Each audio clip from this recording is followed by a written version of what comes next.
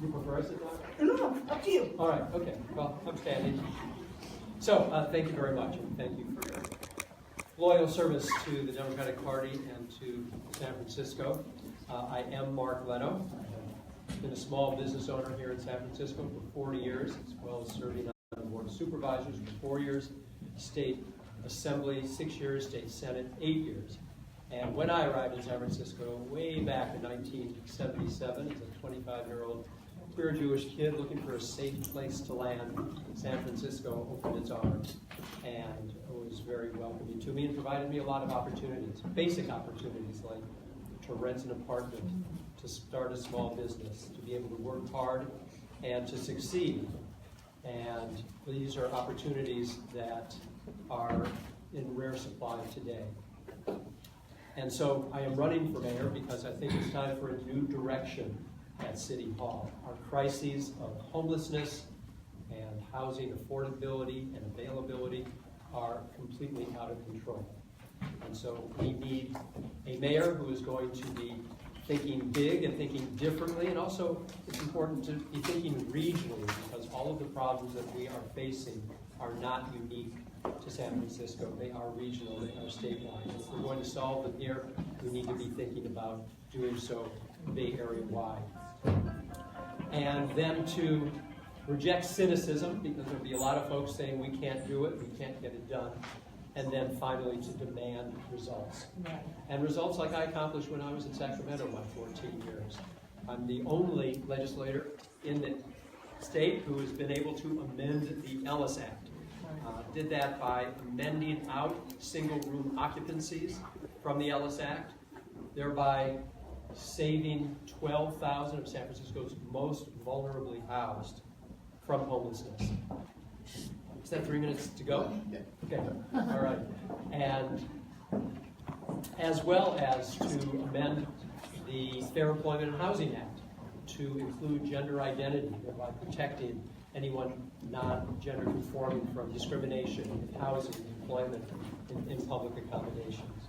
Also, of course, authored the single-payer universal health care bill not once but twice and got it further down the road. Don't let anyone ever tell you that there's not enough money in our system to provide single-payer universal health care. There is more than that. We pay twice per capita of all our Western trading partners, ranked 37th among nations, according to the World Health Organization.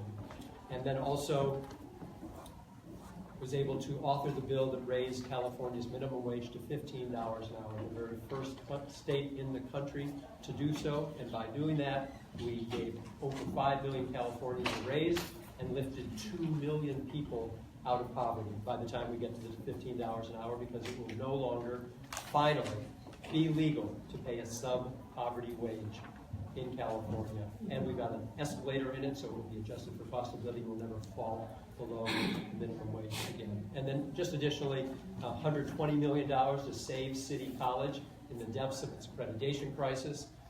The school, as we know, would not be here today without that money from the state that I could do as chair of the budget committee.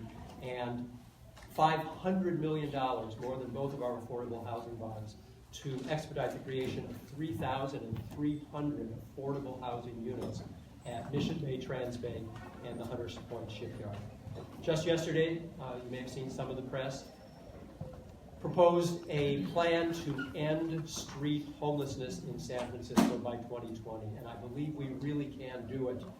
A lot of talk, no lack of earnest effort in recent years, but we just haven't prioritized it. And if we want to clean up the mess on our streets, which is very much a concern to everybody living in San Francisco, it's become a health hazard. We can't do that until we assist 3,500 people who are living where they never should have been living to begin with, which is on our streets. There are over 1,000 identified single-room occupancy units that are currently vacant.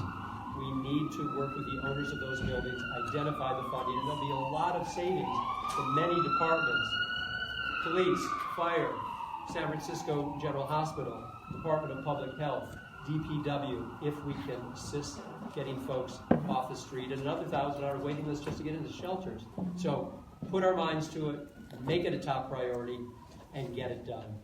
We can do that. So if you're as frustrated as I am with the direction of the city right now, I would ask for your serious consideration of my candidacy as you make your decisions. Thank you. Are there any questions from the audience? All right. Yes, sir.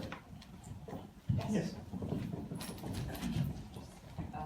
Mark, you have mentioned in your speech that housing in San Francisco are out of control. They already solving any problem, recognizing that there is one, and you have recognized that this is an increasing crisis in San Francisco. We have heard over the years that homelessness will be eliminated, housing will be increased, and yet on every given night there are more than 1,300 children under the age of 18 who find themselves on the streets of San Francisco, often through no fault of their own. What are the steps you're taking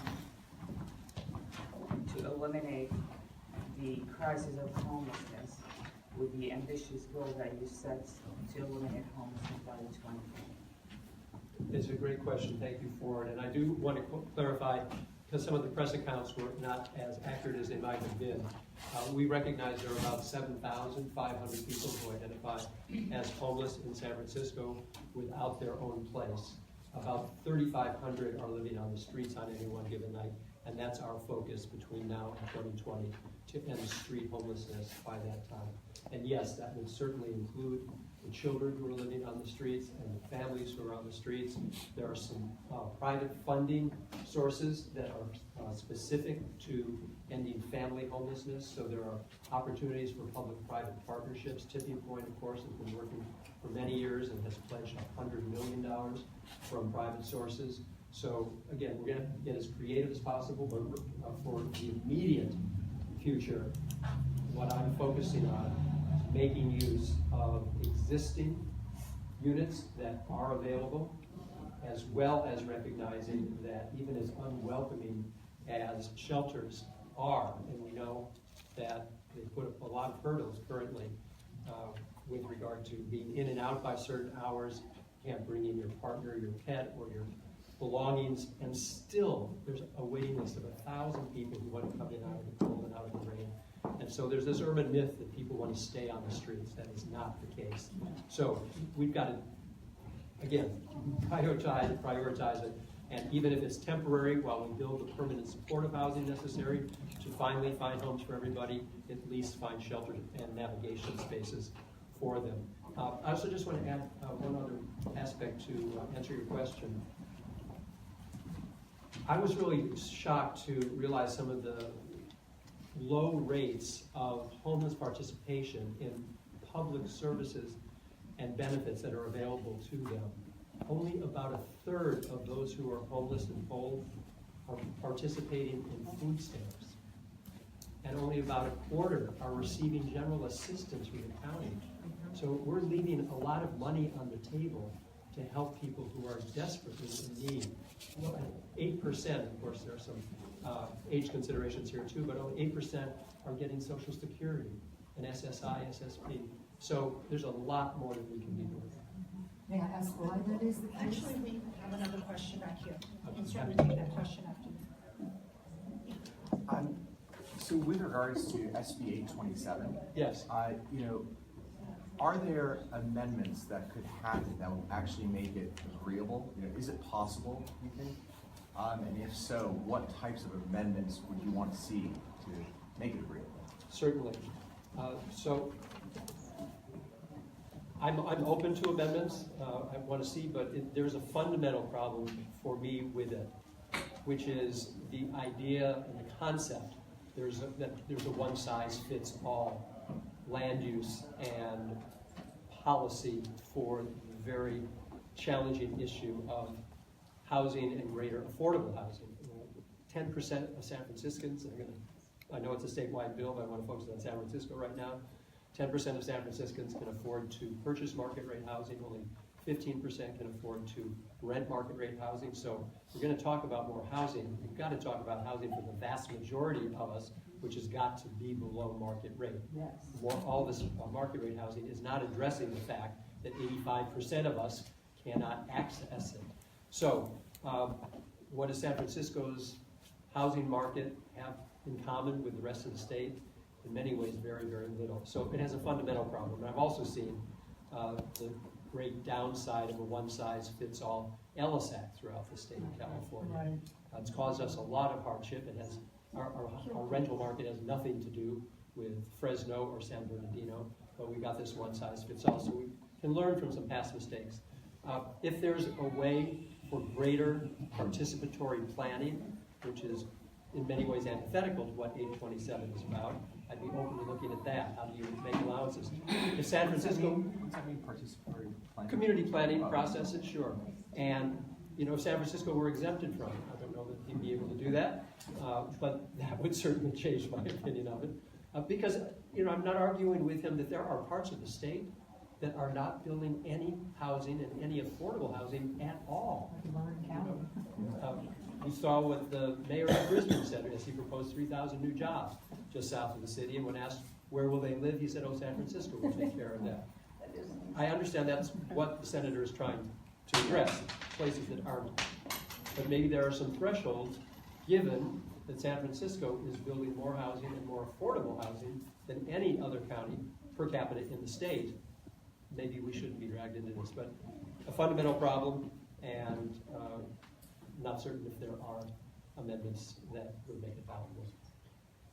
Did you want to have your follow-up Just question? to the previous question, Yes. what is the reason such a large percentage of the people in the street have applied for the benefits? Is it mental state, psychological? I think it's our failure as a city that we are putting up so many hurdles for homeless people to be able to access services. You have to make any number of multiple appointments by certain dates, things that you and I would find challenging but not impossible. Overwhelming for them. Overwhelming. Yeah. Multiple appointments for GA of, what is it, $60 a month is more than So you would focus on taking some of the overwhelm off so they can access this? We have to do a clear review of what we are requiring to provide access to eligible services. You know, up until recently, this was another bill I worked on in Sacramento. California was the last state in the country to require fingerprinting for our CalFresh or food stamp program. You actually had to go down to an office and give your fingerprints, which number one, suggests there's something criminal about being poor and needing food. And secondly, if you're working two jobs, getting down to a county office to give your fingerprint is not an easy task. I think we have time for one more question over here. Hi, Mark. I'm a longtime resident of San Francisco. I've lived right in the middle of this homeless explosion and eviction explosion, especially here in the Mission District. And I'm wondering, and of course we know that here in San Francisco, 70% of the people who live on the streets or who are homeless have once lived in housing in San Francisco. So why they wind up in the street, there are many reasons. What could we do from the mayor's office to put a moratorium to no-fault evictions, to prevent elderly people who are very ill, families with children, anyone who's facing a no-fault eviction? Can't we stop it from the mayor's office and say, until we get some system in place that will guarantee that these people will have some kind of decent housing as a result, and they won't become homeless or forced to live in Antioch or leave the state? Is there anything we can do? Can we put a moratorium on these evictions? It's a great question. I've got to ask one before I answer yours. Yes. Do I get any kind of closing, or shall I put whatever last statements I wanted to the answer to this question? Depends on how quickly. You have about 2 minutes, 3 minutes? Okay. I do need to say some last words to the committee before I leave. Sure. I am with you entirely. In fact, to the degree that we can keep people who have a home in their homes, we're definitely addressing our homeless crisis. So one thing I'm committed to is taking speculators who are abusing the Ellis Act. It was written for landlords for a purpose, going out of the business of being a landlord. It's now being used by speculators who buy buildings with the intent of evicting everybody so they can subdivide and make a quick profit. Right. So I would take those speculators to court. Yeah. Thank you. So, Minute to just wrap up. the minute to wrap up. Thank you for your time today. I just wanted to reiterate that through the course of my campaign, I have worked to reduce divisions, to bring people together who are committed to the basic themes of my campaign, which is to find a new direction for San Francisco, to break the status quo so that we can move forward in a very progressive and positive way, in ways that we've been talking about these past few minutes. And so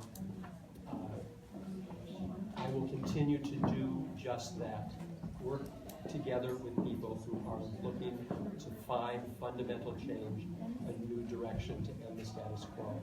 And Jane Kim and I have worked in ways to suggest to some progressive groups that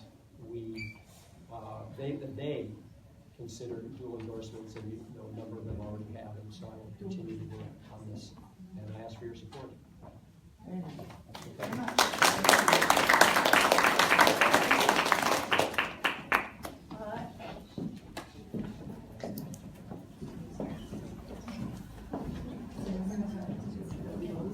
And so we are going to invite Angela Aliotto, another mayoral candidate, up to speak. We have about 5 minutes. 5 minutes? Yeah, everybody, let me just tell you, I'm a real Democrat, and I'm a little upset this morning. And I'm going to tell you why I'm a little upset. I am a proud, real Democrat. I was at Mass, okay, which is practicing my religion, First Amendment, and I was told that I had to leave Mass in order to be here. We asked for an accommodation 5 times, and I was told by the Democratic Party that I had to leave Mass to be here. So I'm a little upset about that. And it has nothing to do with Adam, who is just, we should be so lucky at DCCC to have Adam and to have all of our help. I mean, it's amazing what a great DCCC this is. But I'm really surprised that my constitutional right wasn't recognized and my accommodation was not accepted. So with that, I mean, we're either Democrats or we're not. And I'm a true Democrat. Anybody asks me that they want to pray at temple, mosque, or Mass, or Buddhism, or anything else for 5 minutes more, I'm going to step out of the way and let them practice their religion pursuant to the Constitution of the United States. So that's why I got here, and again, I'm a little upset about it. I was going to text David, but I didn't want to bother him in the middle of this. But having said that, you must recognize everybody's constitutional right, and an accommodation to that right, to get up and leave in the middle of communion was extremely horrible. Okay, I'm almost over it. But you all have constitutional rights. And when you want to exercise them and you get denied by your employer, that's what I do for a living. I'm a civil rights lawyer. I protect everybody that has a legitimate right. I protect every minority you can think of, every sick person you can think of, every displaced person you can think of. You know, you're absolutely right about our housing. We cannot evict people without having them have another place to go.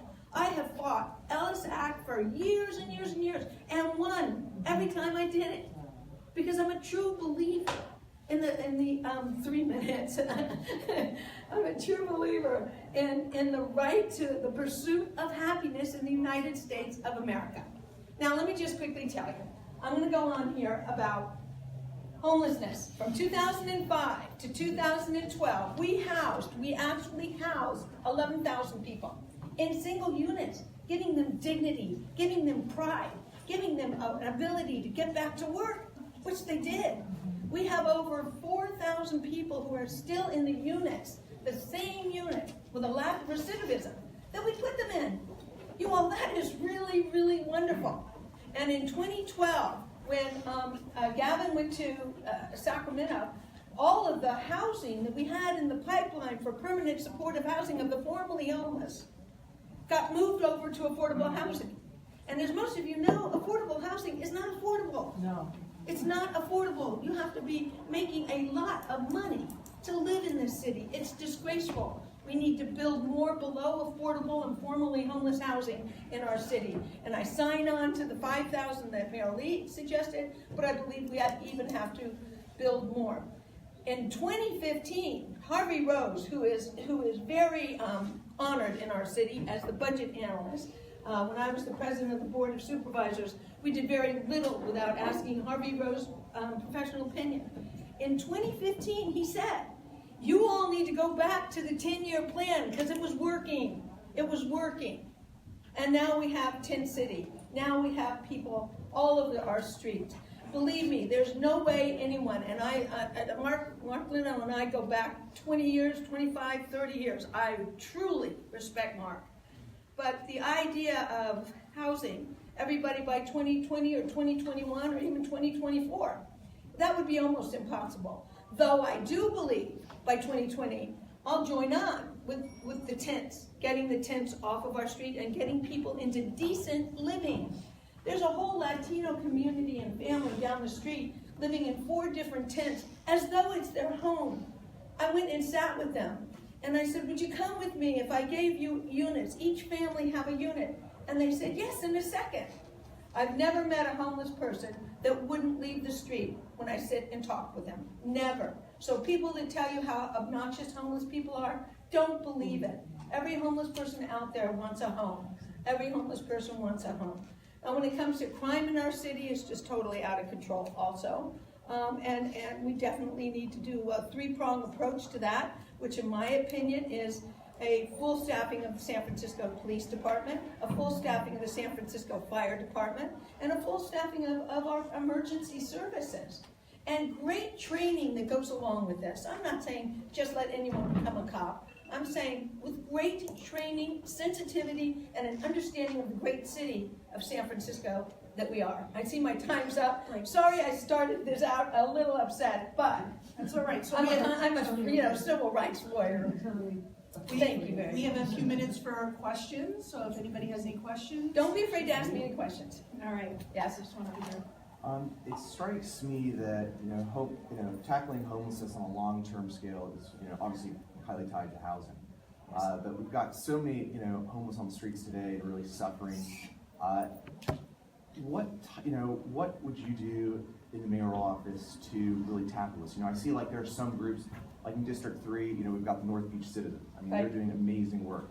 The jump from being on the street to actually getting into permanent housing is just so great. Navigation centers, maybe that's a step. How do we cut that step? Right. I want to be really clear about navigational centers, about mental health nonprofits, about alcohol nonprofits. They cannot take the money from the city and county of San Francisco and take the person and then 90 days, 120 days, and some 6 months. They cannot take all our money and then put people right back into the atmosphere they took them from. We're just throwing money away. There has to be transitional, and dare I say, continuation of care, transitional housing into permanent supportive housing or into hospitalization, depending upon the triage. Generally, people that are on the street for 4 to 6 years are chronically homeless and triple diagnosed, okay? So it's either HIV, Hep B, Hep C, triple diagnosed. They need serious medical care, which is the supportive part of permanent supportive housing. Our plan is to take people right off the streets and within 48 hours have them in a program. You have to do triage. There's so many different types of homeless people. You put them in a program that fits what their need is. And from that program, they transition into transitional and then either permanent or hospitalization, depending upon what they truly need. And when I say hospitalization, I'm including clinics and any kind. At no point do they get put back on the streets. That's what's wrong with the navigational centers. They get put back on the streets. That's what's wrong with, even in my day, Progress Foundation, is they would get put back on the streets. Very good-hearted, and they really want to help. But they don't when you put someone back into the streets. That's why our plan was so successful. Please take a look on the city website. It's the 10-year plan, and there's a 2014 report at the incredible work we did. Project Homeless Connect was amazing it served everything from wheelchairs to glasses to calling home, and it's up and running, but not like it was. So there are all sorts of ways to connect for homelessness, and it's a hard job, but we just need to do it, not talk about it, just do it. We have a question. Again, is it me? Yes. Okay, we have so many homeless people, thousands of people who actually do live on the streets. What can we get from the mayor's office to perhaps forcibly encourage absentee landlords so-called absentee landlords, there are 30,000 plus empty units in the city on any given day. I mean, does the landlord always have the right to keep his apartment empty? No, you And know, also, if we can't do it, can we tax them into opening up their apartments for people who need housing? right, you know, there are two separate issues here now. First of all, don't forget the constitutional right to own property also. So it's a constitutional balancing act. You balance what is good for the community in general with the detriment and the benefit to the landlord and the detriment to the tenant, okay? You've got to do that. But of course, when people, I heard it was 125,000 Yeah, empty. yeah. At the Green Party the other night, they said it was 125,000 vacancies, which is stunning. But I'm not sure you can do anything constitutionally that wouldn't be overturned in the courts with the empty apartments per se, but you certainly can with the empty commercial spaces. We can rezone. We have so many empty commercial spaces because of the internet that you can rezone the commercial spaces and make them housing easily, and make them or make sure that they get rented out. So what you can do there is have a vacancy tax for anyone who remains in a commercial space that keeps it vacant, that makes our city look like it's boarded up, Yeah. like it's a slum. And believe me, it's every part of our city. It's not just one part. It's every part of our city. So you could do a vacancy tax to encourage them to make them, and that vacancy tax can go to housing, to encourage them to rent out the space, or we go to planning and we rezone it so that so that small families can move in, because many of these spaces are amenable to families, and they're wonderful spaces. So, one last question, I want to give you time to close, so Laurel, if you want to take that last question. My question is, again, in regards to housing. Landlords seem to not have any restrictions on rent rates. One of the contributing issues to homelessness in San Francisco is low income and high living expenses, which can't be balanced at this current issue because landlords don't seem to have any restrictions on how much they can increase the rent in their property. Do you have any plans at all to impose any restrictions on landlord in regards to the rent control? Any newer restrictions on landlord in regard to rent control? No, I think that our present, the issue is affordability. In my opinion, the issue is every time a builder builds, that he should have at least 40% of the buildings being affordable housing. Right now, it's about 18%. There is a new building that is in the project in the mission, as we all know about it. It actually has 50% affordable. I think that you're going to have much more below affordable and below affordable. I personally, as mayor, I'm going to aim at the, well, of course I'm going to do the formerly homeless, but I'm going to aim at the in-between, where people don't have enough money to meet affordable, but have enough money to even be here.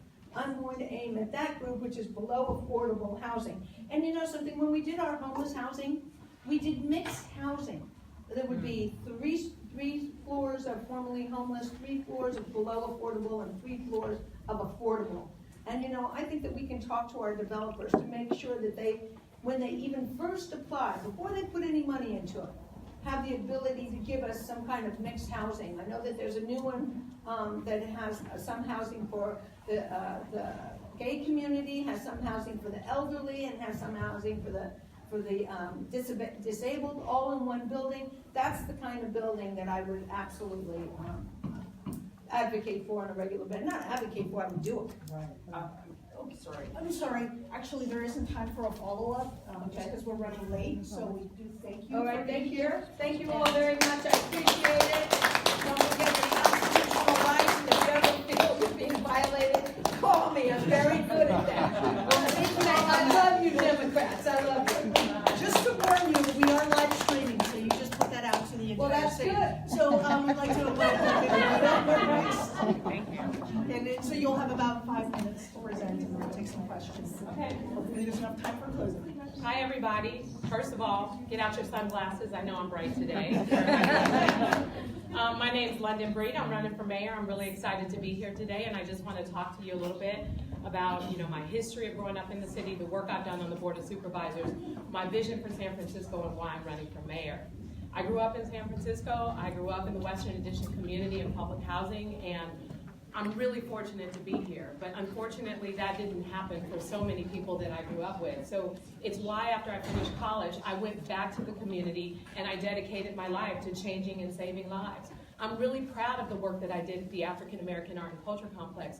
Many of those same kids are now grown-ups, they're calling me, they're doing well in life, and part of what makes our city great is the people that make up our city, the diversity that makes up our city. And far too often, we are not doing the right policies here in San Francisco that translate to the results we need to save and change people's lives. I ran for the Board of Supervisors because I didn't feel like things were always working for folks in my community. And so part of what I did on the board specifically was to push for the kinds of policies that were unpopular and no one wanted to touch because they were too controversial and political. Specifically neighborhood preference. We wondered why, as all this new development happens all over our city, why couldn't the folks that I grew up with get into those units? A complex lottery system kept a lot of people out. We built 98 senior homes in my district, 100% affordable, and HUD told us we couldn't use the neighborhood preference law that we passed to give 40% of residents priority for those units. And so I didn't take no for an answer. I flew to DC, I fought for neighborhood preference. Now 39 of those units went to people who actually live in the neighborhood. And part of what we have to do is change the conversation and be willing to stand up and fight for the kinds of things that we need in San Francisco. More specifically, as mayor of San Francisco, I plan to focus on the 3 most challenging issues we are facing: housing, homelessness, and public safety. Let me just talk a little bit about the challenges with homelessness. Again, I was very creative in identifying 179 units in public housing that were empty and vacant. Fought for $2 million from the city to rehab those units. Now 179 formerly homeless families have a safe, affordable place to call home. And part of what we also have to do with some of the challenges is realize that with our homeless population, there are so many issues. There are mental health issues, there are substance abuse issues, and we can't be afraid to make changes to our policies. We can't be afraid of safe injection sites. We can't be afraid of reforming the mental health system because someone needs help. And it can't just be about the fact that they are harm to themselves and they're harm to someone else, because if that were you out on the streets or that were me, we would probably want somebody to do everything they can to help us. I put forth legislation to change the way that we look at mental health in San Francisco, to take it out of the criminal courts and focus in on putting it and making it a civil case. Usually these cases are prosecuted by the district attorney's office, and my legislation changes that to the city attorney's office so that it's treated similarly to how we treat child conservatorship cases. And the other thing that we're doing with this in particular is an administrative fix, moving it out of aging and adult services, moving it into the Department of Public Health, focusing on this issue as a public health crisis and less as a criminal issue. And so my plan of action is going to hopefully make the changes that we need to get people healthy, to get them stabilized, and to get them housed. We just opened 54 new mental health stabilization beds that I'm really proud of. And I'm proud that we work together, with Dignity Health and with UCSF to make that possible. The point is, I'm running for mayor because I want to put forth bold, creative solutions to our city's most challenging problems.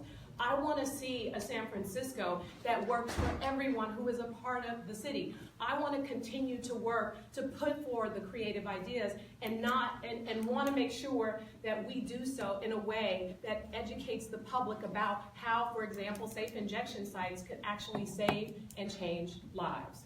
My goal is to walk out the door and see, no tents on the streets because those people are housed. To walk out the door and not see glass all shattered all over the streets because the car break-ins are not happening all over our city. To address those, ooh, this goes by so fast, to address our most challenging problems and to be bold and fearless in doing so and also creative. So I hope you consider supporting me, and thank you so much for having me here today.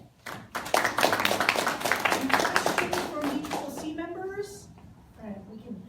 Hi, good morning. I live in this neighborhood. Many of my neighbors and small-time merchants and so on over the years, I've been here for many, many years, have been evicted for different reasons, Ellis Act, of course, being one of them. And long-time inhabitants, people who have lived in a building for 30, 40 years. So I would like to know, since we have like more than 70% of the homeless people on the streets in San Francisco at one time lived in apartments in San Francisco or were housed, what can the mayor's office do? I mean, can you actually declare a moratorium on no-fault evictions to make sure that people are not kicked out into the streets if they have no place to go? Elderly people, children, small families, people, long-time residents, ill people as well. I mean, all citizens who are in their buildings, they don't have to face a no-fault eviction without having some place to live. So this is what I am doing. Supervisor Sheedy and I introduced legislation for right to civil counsel because we know that one of the biggest challenges many of our residents face is they don't have legal representation. And not only that, as mayor, I'm committed to funding that and to making sure that when someone is faced with a situation around an eviction, they have legal representation, which could be the difference between them being put out on the streets and keeping their housing. Is a moratorium possible? Can't you declare a moratorium on no-fault evictions from the mayor's office? I don't think so. No? Yes. That would have to probably go through I know it's been done in other places in California. Yes. That's why I raised the point. Yes. Thank And, you. here's the thing. I grew up in the Western Addition. A lot of folks were displaced from the Western Addition. And sadly, there were some challenges that existed and some policies that weren't necessarily done right. I want to make sure as mayor that we come up with a long-term plan to not only keep people housed, because that's really important, preservation of existing affordable housing is really important, but also we have to make sure that we build more housing for all different income levels.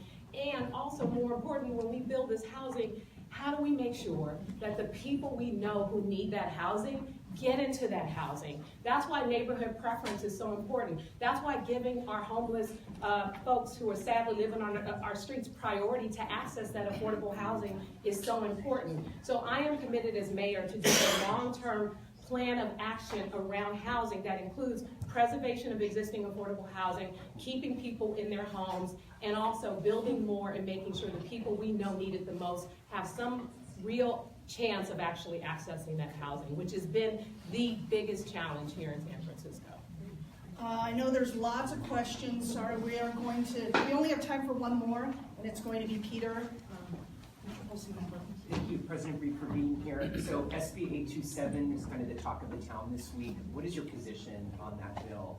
So I support the intent and I support what Senator Wiener is doing. And let me just back up and say, I introduced neighborhood commercial transit district legislation, which was supported by all of my colleagues on the Board of Supervisors, which basically changed the Divisadero and the Fillmore corridors to increase density. It did not increase height, it increased density, so that instead of building a 16-unit building on the same footprint without increasing height, we were able to change the density so that we could build 66 units within that same footprint. And so the point that I'm making, and this is along transit corridors, we have got to get more creative about building more affordable housing, building more housing in general. And one of the things that I'm committed to working with Senator Wiener on is making sure that there is more inclusionary housing so that, when people are building along these transit corridors, we have an opportunity for additional housing. There's also the need to make sure there isn't displacement, and then all of a sudden people are buying up a bunch of small homes, tearing them down, building up a bunch of large homes, and a lot of displacement around that, relocation, and how all that stuff works is just not going to be sufficient. So part of what and also narrowing and being more specific about the locations. So I am working with Senator Wiener on some amendments. So it's just not the wild, wild west and folks are going crazy and tearing things down and building things up, because we have to be smart about these kinds of policies, and we have to be creative, identifying underutilized properties like I did with the McDonald's site on Hayden Stanton. No one even thought about asking McDonald's, hey, let us work with you to build housing on this particular underutilized parking lot. They not only sold the city the parking lot, they sold it to us for below market rate. We're going to build 100% affordable housing, something that was not even thought about. And so again, we've got to build more housing. We've got to build more housing faster, but we can't allow the displacement that has, basically ruined communities, particularly the one that I grew up in. And I'm committed to doing all that I can as mayor to make sure that we are responsible in our planning for any policy, whether it's state legislation or local legislation, especially so that there isn't displacement and there's housing opportunities for a lot of different income levels. That gives you about 30 seconds to close. So I'm sorry I didn't get to all my details around my plan, but I do have a website, londonformayor.com. I released a detailed housing platform as well as my public safety platform. And on Monday, I will be releasing my homeless platform. This race has been really incredible, and I can't believe that I even have an opportunity to be on the Board of Supervisors, let alone run for mayor. I am committed to this city. I'm committed to doing what's necessary to make sure that we move our city in the right direction. And I'm committed to not doing it alone. Each and every one of you play a vital role in the success of this city. And how we work together is what's going to help us to deal with some of our most challenging issues in this city. So thank you. I hope you will consider supporting me. LondonForMayor.com. Check it out and have a wonderful day. And just so everybody knows, we are again live streaming, and also all the questionnaires are available on our website. So if you want any more detail on some of these questions and answers, we are running a tiny bit late. So if I could ask people who are asking questions to try to be as concise as you can with your questions, so we can get as many in as possible. And I'd like to welcome up Supervisor Jane Kim, our next mayoral candidate. 5 minutes for the intro. Okay. Yes. Well, good morning and welcome to my fellow colleagues on the Democratic Party. It's a pleasure to be here today. I've had the honor of representing our great city over the last decade, starting and serving on the Board of Education and then serving on the Board of Supervisors. Over the last decade, I've really been proud of my accomplishments. First, working with many of you in 2016 to make San Francisco the only city in the nation to make community college free for all of our residents, which we're very excited about. And we saw a 51% increase in enrollment of San Francisco residents just in the first semester. And what's incredibly exciting is that enrollment has continued to rise in the spring semester as well. I'm also proud of the fact that I've negotiated and won and built more affordable and middle-income housing than any city legislator in the last 7 years, helping to contribute to our affordability crisis here in San Francisco. I also worked with you and the Tenants Union in 2015 to pass Eviction Protection 2.0 with Supervisor David Campos, where we were able to help stem the tide of low-fault evictions here in San Francisco. Low-fault evictions like repainting your bedroom wall, hanging laundry outside of your window in Chinatown, leaving your bike out in the hallway. And since the passage of that legislation, we've seen a drop in those types of evictions, and we put in vacancy rent control for the very first time for owner move-in evictions for 5 years. I'm also proud to have worked with you and the Labor Council in 2014 to pass the most progressive minimum wage ordinance in the country, where all of our workers' wages will rise to $15 an hour this coming up July. I'm running for mayor because I feel that there's still so much work to do. I think the biggest challenge facing our city today is our rising income gap. We have the fastest growing income gap in the country, according to the Brookings Institute, between the rich and the poor. And I think we have a lot of work to do here in San Francisco to regrow our middle class again. When we look at the policy decisions that we have been making at the national and state level over the last 4 years, we have been divesting from the very institutions that allowed us to grow middle class, divesting from building public housing, divesting from investing in public education, investing in our healthcare system, the very infrastructures that allowed a middle class to grow and to support our working class. The government used to be the business of building housing. Between 1940 and 1980, alone, the federal government built close to 6,000 units of subsidized low-income and middle-income housing just in the city of San Francisco. And since 1980, they've only built 1,000. Our budget for HUD used to be larger than our budget for the Department of Defense. And when that was the case, we didn't have homelessness as an urban crisis in cities across the country. In fact, when you look at a map of it, as HUD funding went down, homelessness as an urban phenomenon in cities across the country went up. And so we are living with, 40 years later, the consequences of bad policy decision.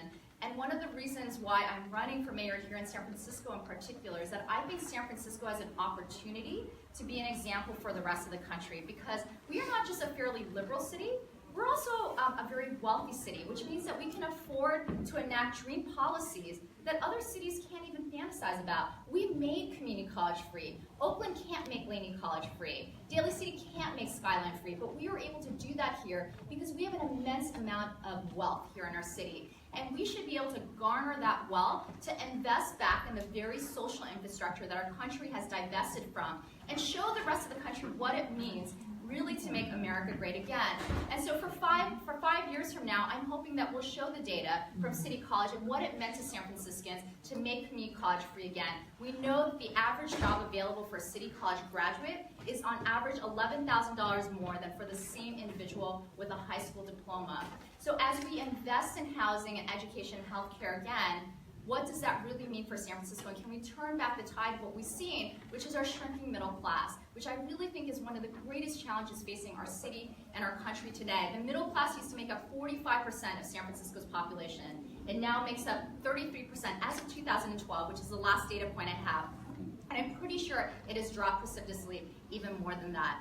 I want to continue my leadership and my work in the mayor's office. I've shown that I've been able to stand up to our business interests, to developers, and be able to collaborate with them to make this a city that works for all of us. We want developers and businesses to do business here in San Francisco. In fact, it is part of what has grown wealth in our city. But we don't want them to run San Francisco. We want them to invest back in our city with us. So this is a better city for all of their workers. So we can address homelessness, we can address poverty, we can address the mental health crisis, and we can make our streets clean again.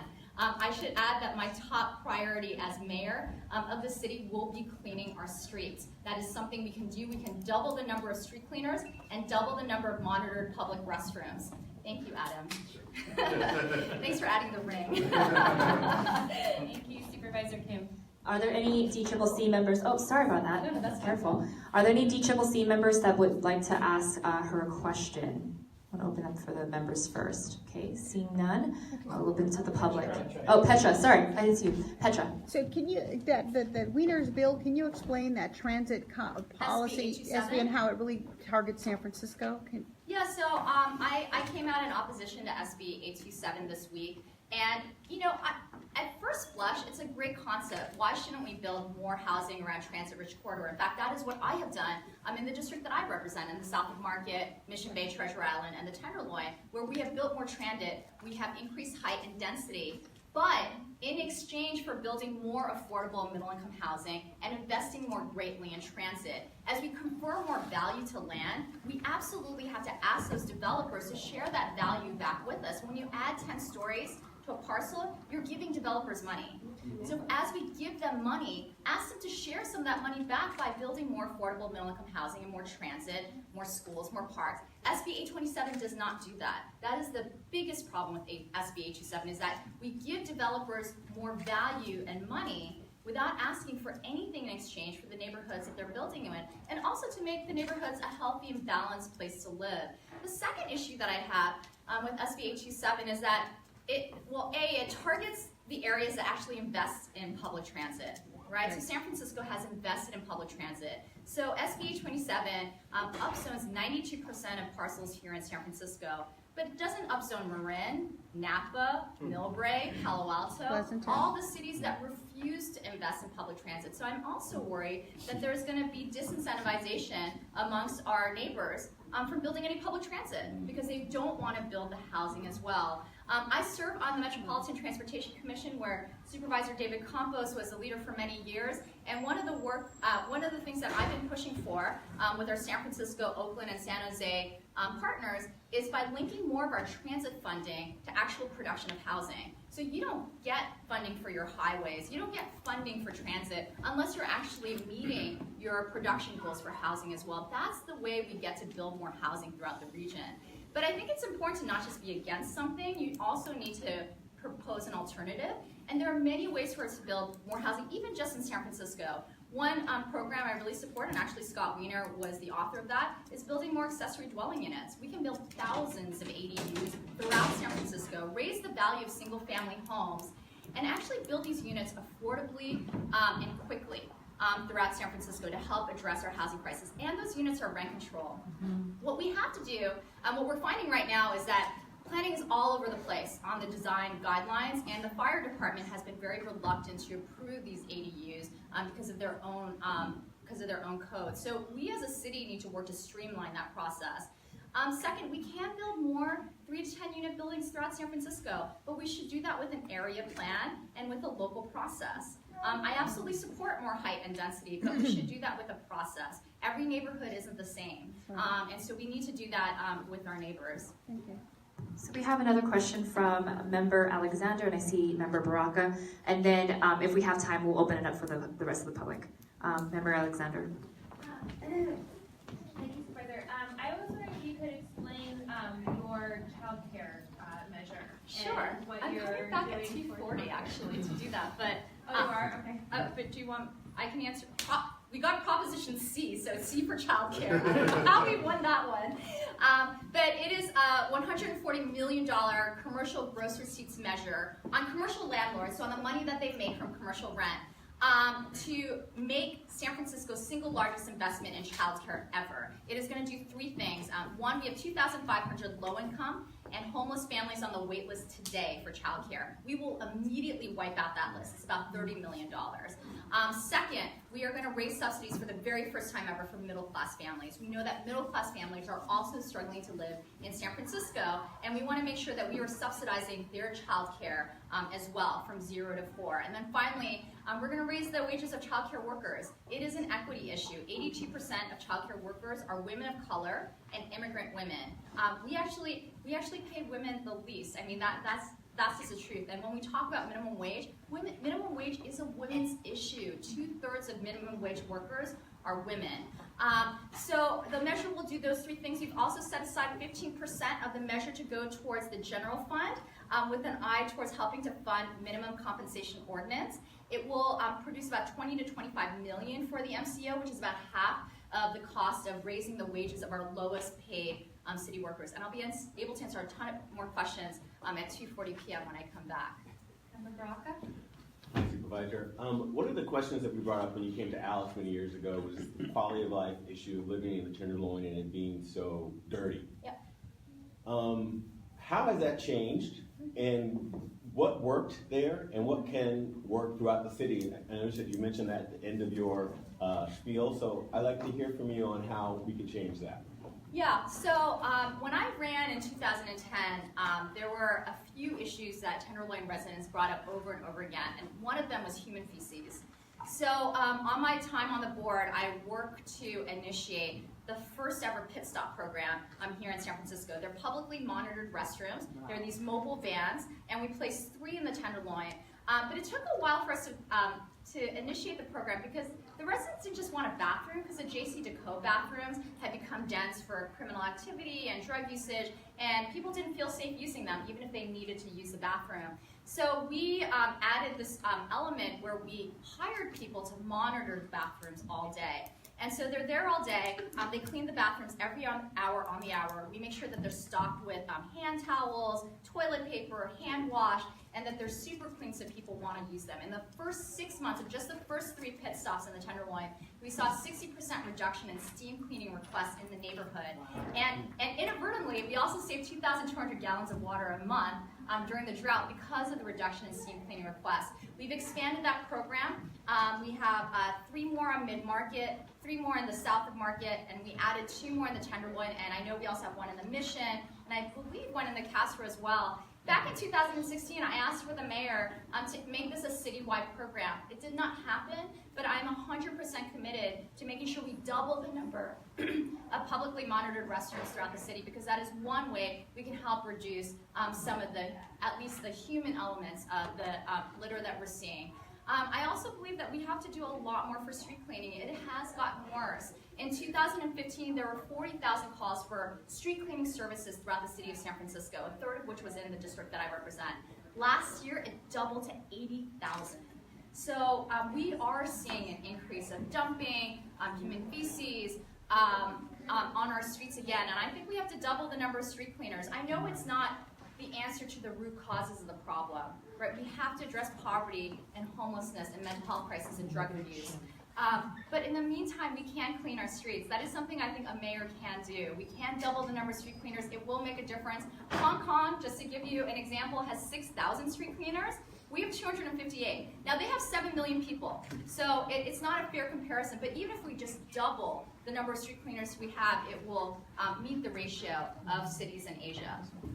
Any other members? Okay. And by the way, Bodecker Park is one of our success stories in the Tenderloin. It is a beautiful oasis for those of you who have gone. If you went there before, it used to be a dirty jail, and we have really turned around certain areas of the Tenderloin. Yes? So we have 2 minutes. It's probably enough for just one question. I know you had your hand up, and if we have time, we'll get your question. Very quick question. At the same time. Okay, very quick question. We know, we found out, we've known for a while, but it's been all over the newspapers recently about the radioactive contamination at Hunters Point, and also in your district in Treasure Island. What will the mayor do to protect the residents in those areas, to help them during this future cleanup process or the actual cleanup process? And how can you recompensate them for all of the damage that's been done to them already with exposure to nuclear? Do you want to also ask your question so that she can answer both? It was just about the street cleaners thing as well. If there's additional street cleaners, then the people who have to park on the street because there's no parking available for their buildings, isn't that also going to increase people not being able to park? Because parking is still, I think, a large issue in the city. Okay, I'll address both of them. Because they're completely different questions. So. Yeah, it's okay. I'll answer both of them. Doubling the number of street cleaners doesn't increase street cleaning, which requires cars to move. You can double the number of street cleaners, but it doesn't mean street sweeping on the streets. I think that's what you're referring to. Yeah, because I mean, there is this big issue, because as much as public transit is being pushed in the city, still people still depend on their cars to commute for jobs. So I haven't proposed doubling the truck street sweeping. Yeah. I'm proposing doubling the number of street cleaners, which are actual humans. Okay. And by the way, these are also good jobs with benefits and pay by the city. And we can also expand our downtown streets team, which hire people who are homeless to help clean our streets as well. So we can solve two issues with that. In response to Treasure Island is slightly different in that it's a Superfund site. So the U.S. Navy is required to perform 100% cleanup of the island before they convey the land to the city to build the housing and all the and the parks and all the other things that we have proposed for Treasure Island, which we entitled in 2011. As mayor, we have to ensure that our cleanup contractors are doing their jobs. It is incredibly inappropriate and wrong for us to be altering data when the lives of people are at hand, not just of the current residents, but of future residents as well. We can demand an audit by the state to make sure that all of our contractors are complying with the very cleanup that they have committed to.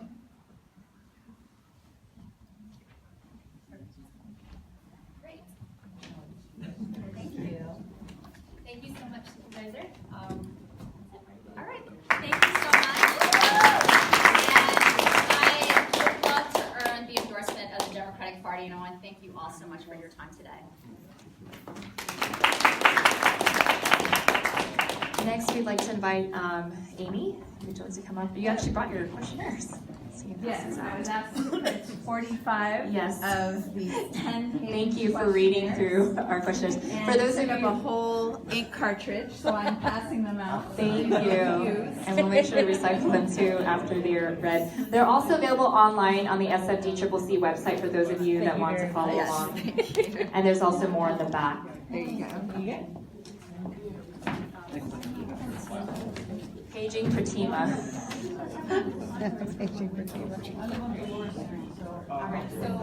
You'll have 15 minutes total, 5 minutes for presentation, and then 10 minutes for Q&A.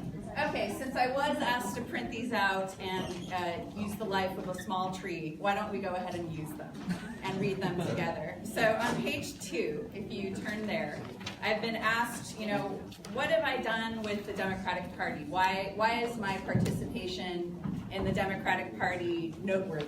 So I'm going to read this out loud to you guys. Thank you. So I am working hard to redesign the track of campaigning in San Francisco. I started this work back in 2015. I'm continuing it now.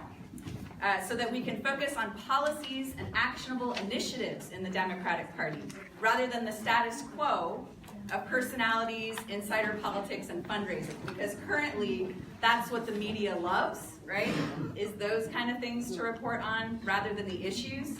So how, as a Democratic Party, do we actually start focusing on the issues and make sure that whoever becomes mayor, we're working together to track progress, and we are truly working collaboratively.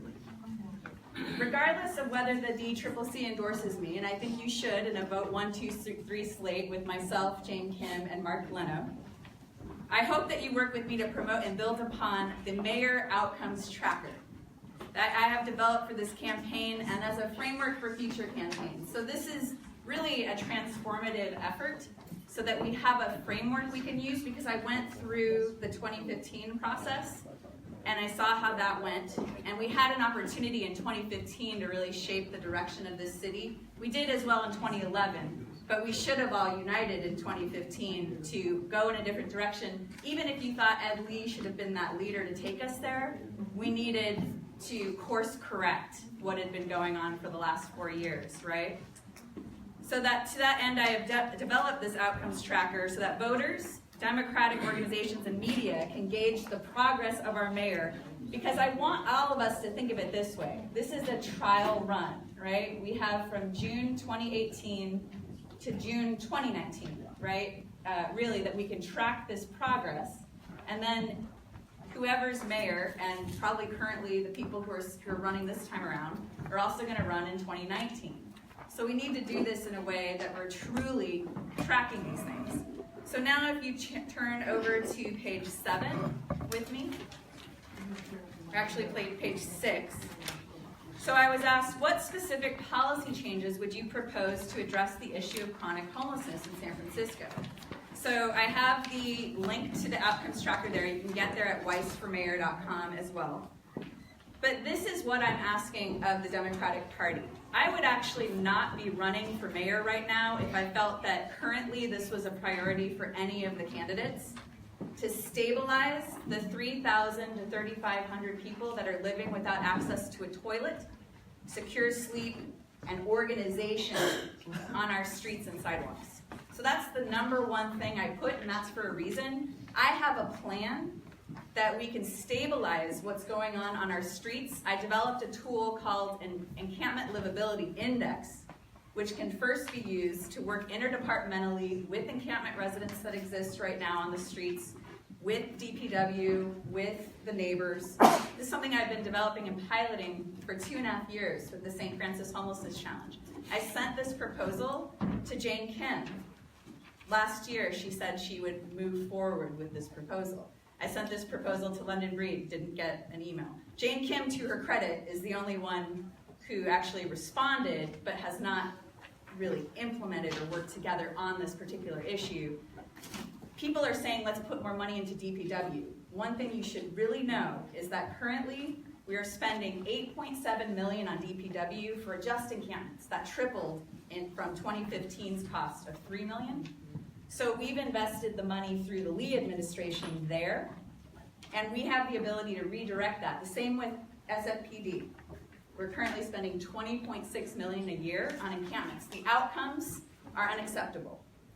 And so I would gladly stop campaigning if we were able to say, let's take that $30 million. I have a scalable plan that's block by block, community by community, for 3,000 people to be stabilized with $30 million. If the city were to put in $15 million to this, the Chamber of Commerce, I met with Jim Lazarus, he says this is the #1 issue for the tourism industry, for all the industries. So if they matched us with $15 million and the city put in $15 million, do you believe in your hearts, everyone in this room, that we can stabilize the encampment crisis by next year with 3,500 people? We can do that. But I need to be part of that process currently, and I would gladly serve in that process. I want to serve the city of San Francisco, and that's why I'm running for mayor of San Francisco. Thank you. Do we have any members of the DCCC that have any questions? Member Baraka? Amy, I've been seeing you give your presentations in this process and previous ones, and actually, I think you've got some great ideas.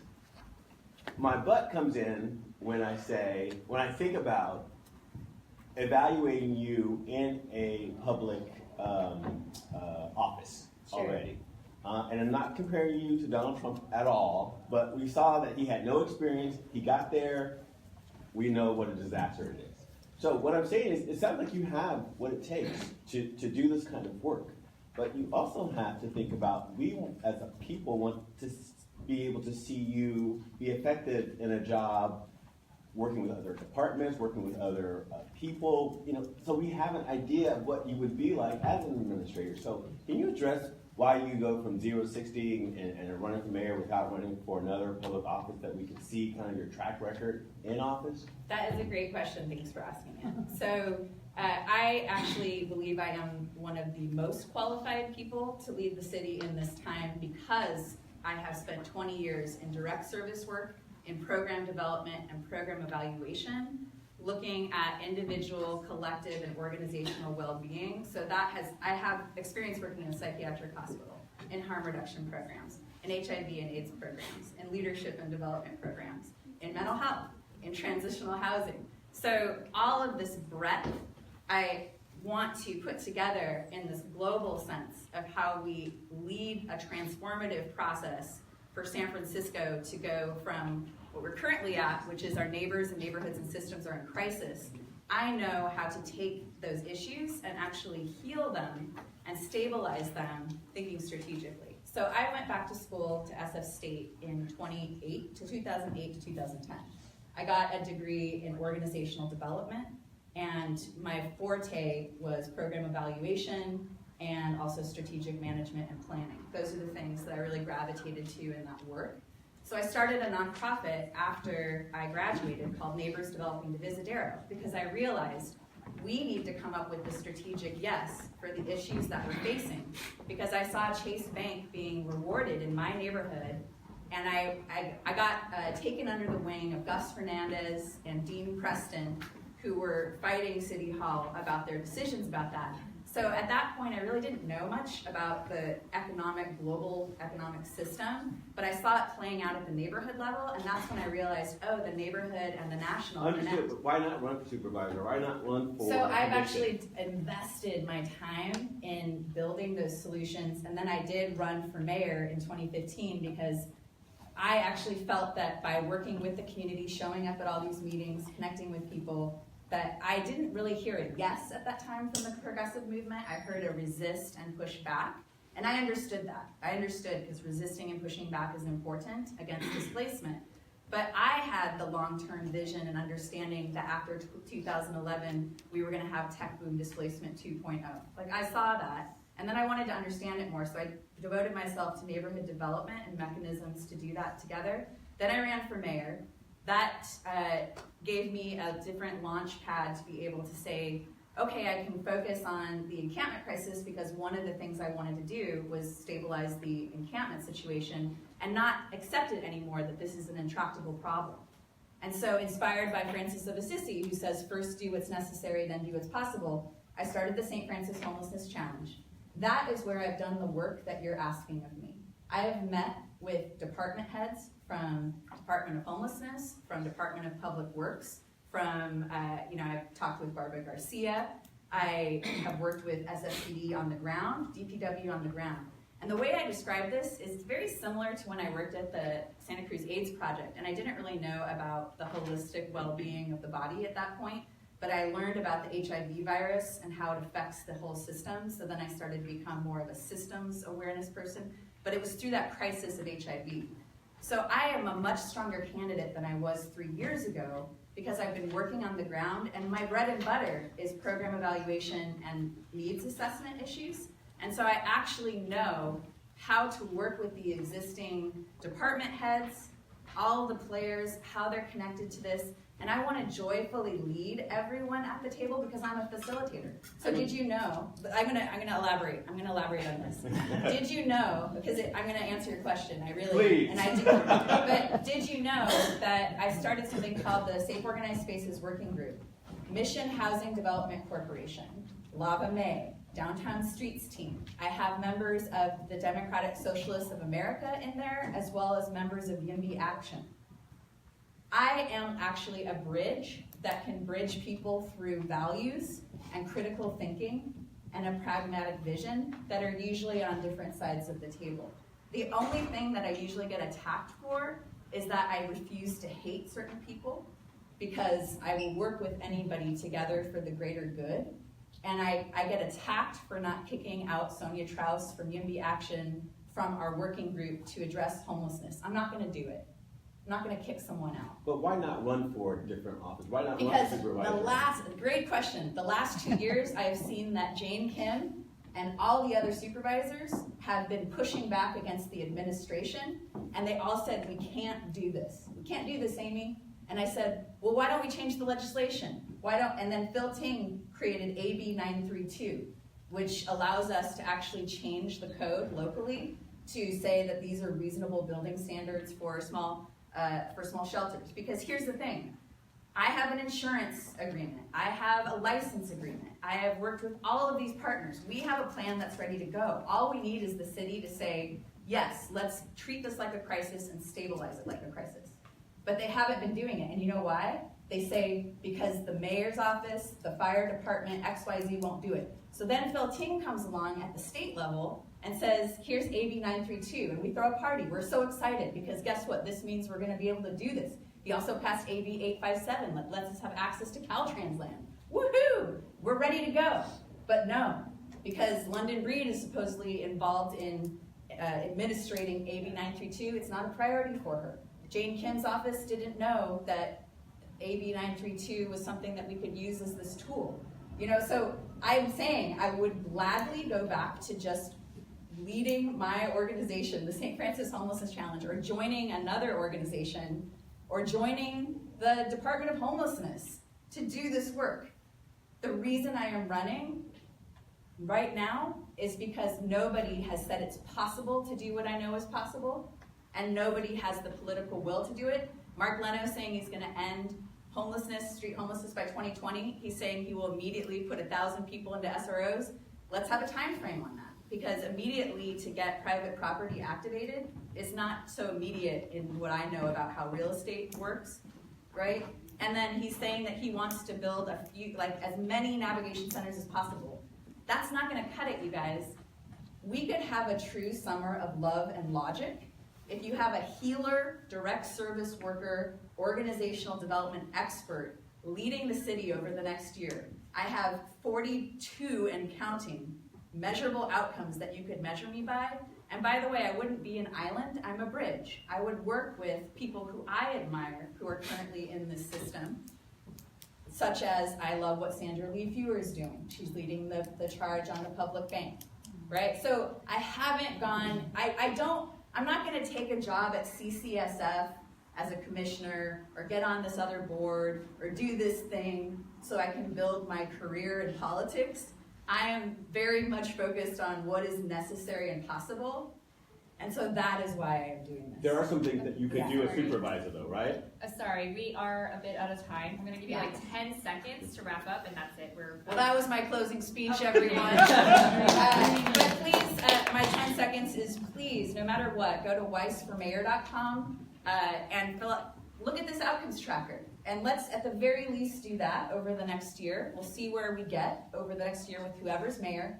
I wanna work with that person, whoever becomes mayor, or if it's me, to stabilize the 3,500 people living without a toilet and secure sleep this year, and we can do it.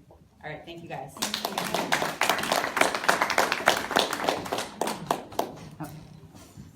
Right.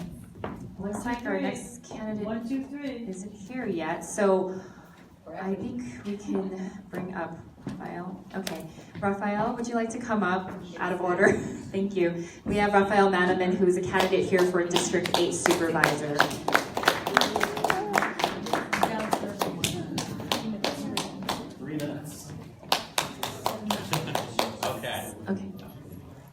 keep Rocca to stop trying to convince Amy Farrah Rice to run against me for supervisor. I do live in District 8. Thank you for running for mayor, Amy.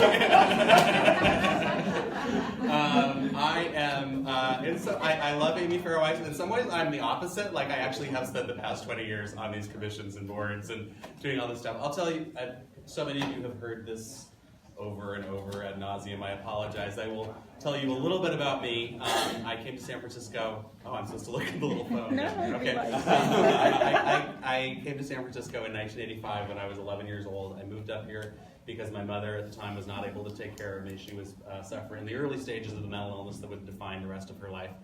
I moved up here and was basically raised by a little bit by my grandmother, but really by families and teachers at my middle school and high school that took me in and gave me a place to live, and I got through.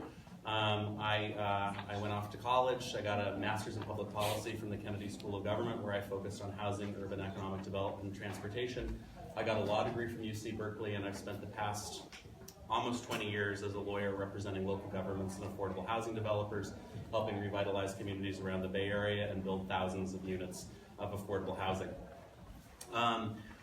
You know me from my Democratic Party involvement, having been a former president of the Noe Valley Democratic Club, the Harvey Milk Democratic Club, a founding president of the District 8 Democratic Club. I ran for this body in 2004 and lost, but ran again in 2006 and won, and have been on the board since then. I like the pattern of losing once and then winning. I've served as a commissioner on the city's Building Inspection Commission and the Board of Appeals. Been involved in our city's nonprofit life as a member of the board and president of the board of Livable City, the folks who do Sunday Streets, but also do a lot of advocacy around livable communities. And as chair of the board of the LGBT Center when we did a massive renovation of the building that took it from being financially unsustainable to financially sustainable and created 10,000 square feet of nonprofit office space to help nonprofits from being displaced. 2010, with the support of the Democratic Party and lots of other folks, I ran for the Board of Supervisors. I did not win that race, but I learned a lot about the communities that I'm trying to represent. And 2 years later, there was an opening on the college board at a moment when they needed good leadership. I ran. I had led the fight against the accreditor to stop them from shutting City College down. And then, as president of the board, I led the institution making the reforms we needed to make to get us accredited as we are now for 7 years. Worked with Supervisor Kim and others to make Free City College a reality. And I'm running for the Board of Supervisors now because I want to work on solving homelessness, getting mentally ill and drug-addicted folks off the streets and into care. It is a personal thing for me, given my family background, but it's also, I think, one of the most pressing issues in our city. My background as a lawyer, making affordable housing happen, is something that is sort of practical ground level experience that I don't think exists on the Board of Supervisors now. 15 seconds. We need world-class transit in this city, and I want to be a champion for that. And I've been endorsed by Alice and Milk, and a majority of the members of the Board of Supervisors, and Assemblyman Phil Ting, and the Sierra Club, and lots of people, and it would mean so much to have the Democratic Party's endorsement. And let's stop there. Thank you, Rafael.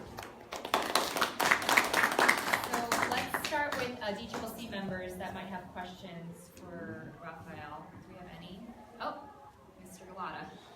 Thanks, Rafi. I guess I have a two-part question, but they're kind of related. One is, how will you work to address and preserve LGBT space in our city, especially since District 8, is kind of where a lot of our LGBT community spaces and bars and restaurants and exist, but we are facing displacement of LGBT spaces throughout our city, and also a displacement of LGBT people. So what's your plan or ideas around how we kind of preserve the LGBT community in San Francisco? And then similarly, how do we support small business retention? Because I know that is certainly a huge issue in the Castro and in District 8 and really throughout the city of how we support businesses. There's so many vacant storefronts. What's your plan to address that? Yeah. Thank you, Peter, for those two excellent questions. Pressing questions. Yeah, okay. not softballs. I know. On LGBT cultural institutions and trying to keep them in the Castro and trying to keep a vibrant LGBT community in San Francisco, I think it's a pressing issue for our community.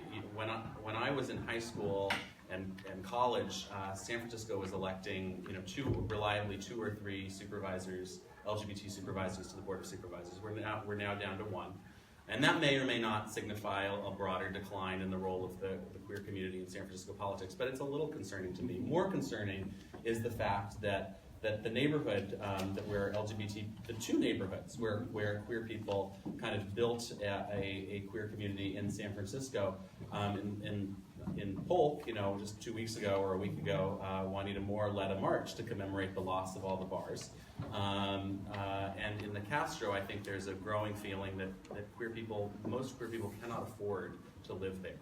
So it's two-pronged. One is how to strengthen those cultural institutions, with many of which I've been involved with for years, to keep them in the Castro, but also how do we keep the people there? And I think, I've been a strong supporter of Open House. Open Houses, by the end of their building, will have built over 100 units of affordable senior housing that is friendly to LGBT seniors, which is great, and we need like 10 or 20 times that. And so being a champion for more affordable housing development in District 8 and in the broader city, I want to work on that. Trying to support organizations like Larkin Street at the other end that are helping queer kids who come to San Francisco looking for for queer Oz and end up in not that. And so trying to provide those supports. I think where San Francisco is now, I think is exactly as Supervisor Kim said. After World War II, the federal government invested in housing for poor and middle class people, and it has not done that since the 80s. We in San Francisco, a wealthy city, have to do what we can to step forward and actually create that housing for people in the middle and below, including queer people in the Castro. On small businesses, the situation in the Castro is dire. The Castro needs a supervisor who's going to work every single day to try and keep the businesses that are there, try to work with landlords to fill their spaces, and potentially, threaten or cajole or whatever it takes landlords who don't recognize that part of their responsibility of property ownership and the profit that they are earning on their residential property is to keep the ground floor vibrant. Veritas, as you may know, is the landlord at Church and Market for many of those properties. They went vacant. I convened a meeting between Veritas and community groups. They had not been talking with the community at all, which had been completely in the dark about what was happening with those properties.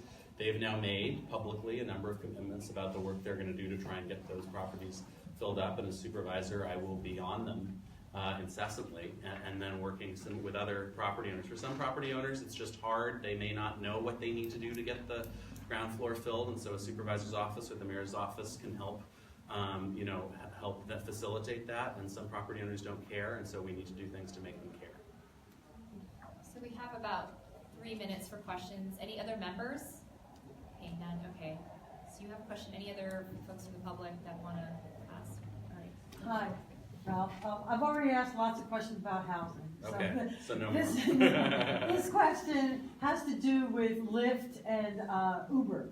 Okay, I live in the city many, many years. We've seen each other. I live in your district. I get around exclusively on a bicycle. I would take more public transportation. However, I see that the city has facilitated the overtaking of our streets, and especially like Valencia Street, by allowing Uber and Lyft to run rampant, not have to pay the consequences of the fact that they're using our public spaces, our streets, and they're not responsible for repairing them and giving something back to the community just instead of just sucking something out. And so what can we do to rein these guys in? So, I have, as I said, I was president of the board of Livable City, which started as Transportation for a Livable City and advocates around moving people from single occupancy vehicles over to public transport or bikes or other ways to get around for people who do not necessarily need a car. Some folks do need it. Yeah, of course. I think that one of the things that is so troubling for me as someone who's worked with and for governments for the last 20 years is how slow to respond and how not effective our local government has been in dealing with these challenges from new industries, from changing technologies, and figuring out how to make those technologies work for our city rather than use our city. Now, as someone who grew up in the Sunset in the Richmond district and waited with my grandmother for 45 minutes to an hour whenever we would call a cab, I cannot say that I want to go back to the way things were. And I think that Uber and Lyft took advantage of and were able to take advantage of an overly sclerotic regulatory regime that was not working for San Franciscans, and so they came in and they busted it up.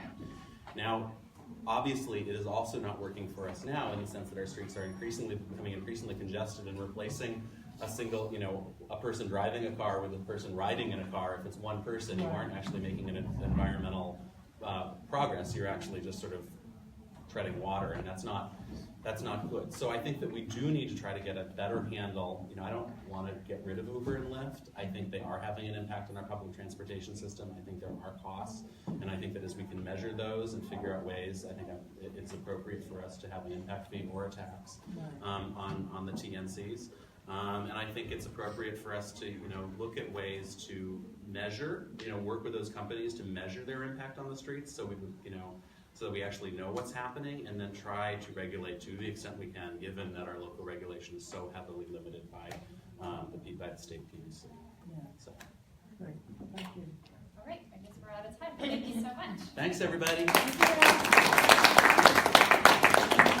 So I think one of the mayor candidates decided not to show, so we're ending a little bit early before lunch break. So what we're going to do is take a break. Please help yourselves to the goodies in the back. There are questionnaires if you want a hard copy to see what the candidate said on our questionnaire. And we're going to reconvene at 11:50 with supervisorial candidate Jeff Sheehy. So please come back at 11:50, and you're welcome to stay around and hang out here. Yes, 11:50, in about an hour and 20 minutes. Yeah. Sorry, 12:50, I'm sorry. Thank you for clarifying. No, 12:50, we have an hour.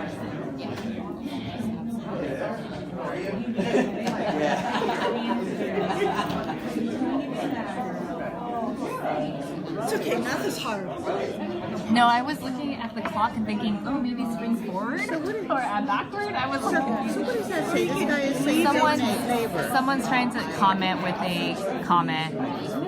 So we should say, can we comment here? Yeah, someone's trying to figure out where we are. Oh, really? Yeah. Oh, yeah, we put that there. Because somebody said, where are they? And someone said, I think it's the Women's building, yeah. Someone put that there. Did you put that there? No. Okay. And then I'm going to say, we are making...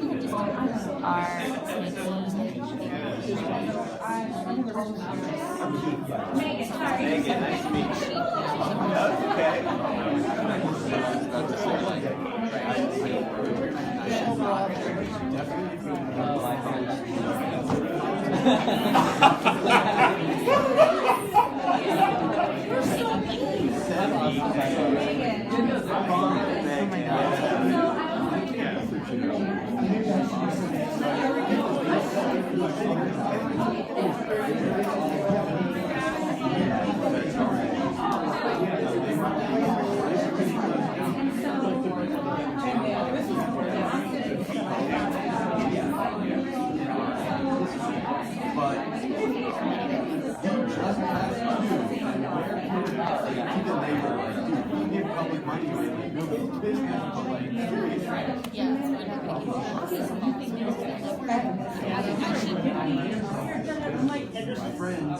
Really? Attack.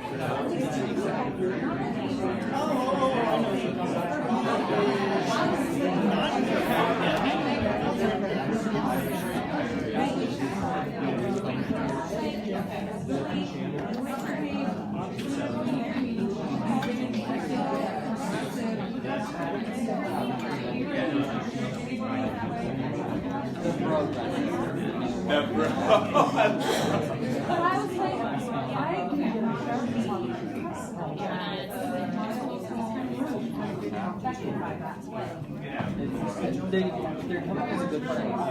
They want that more than a lot of people never saw. Like having a good dialogue is so hard. Wow.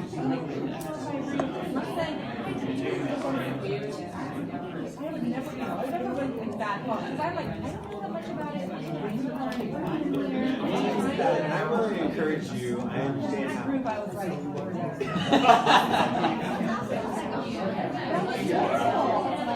Yes.